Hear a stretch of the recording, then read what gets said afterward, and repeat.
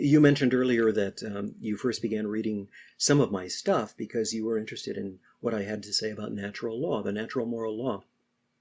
You know, some people who study natural law are interested in trying to figure out, well, what's right and what's wrong, in casuistry and difficult moral problems and things like that. And I do a little of that.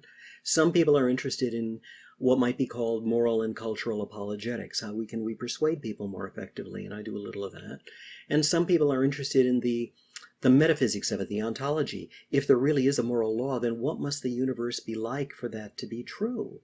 And I do a little bit of that. But something that I do that, so far as I know, nobody else really does much, is that I'm interested in moral self-deception. I'm interested in, Thomas Aquinas had said that the basics of the moral law are the same for everybody.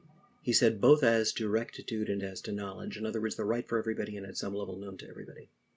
Mm-hmm. Well, that means that when I was a nihilist, I wasn't in ignorance of God. I wasn't of his reality. I wasn't in ignorance of right and wrong. I was in denial. And retrospectively, I see that that was true. It isn't that I didn't know. It's that I told myself that it wasn't true. So one of the things that interests me keenly is, how is it even possible for us to tell ourselves that we don't know what we really do know? And what does that do to us individually? And more, we have to ask, what does that do to us as a culture? Because the whole culture is going down that road. This is a really eerie phase in history. There have been moral troughs before that Western civilization has gone into. People have become very wicked. But, you know, in those previous ages, they more or less admitted that they were wicked. And now we're in a weird phase in which vice has the high moral ground. And virtue is condemned as Puritanism and as somehow sick-minded. And people deny everything that everybody really knows. Like the wrong of deliberately taking innocent human life, or the fact that men and women are different from each other and need each other, and that there aren't any third or fourth or 96th kinds of them.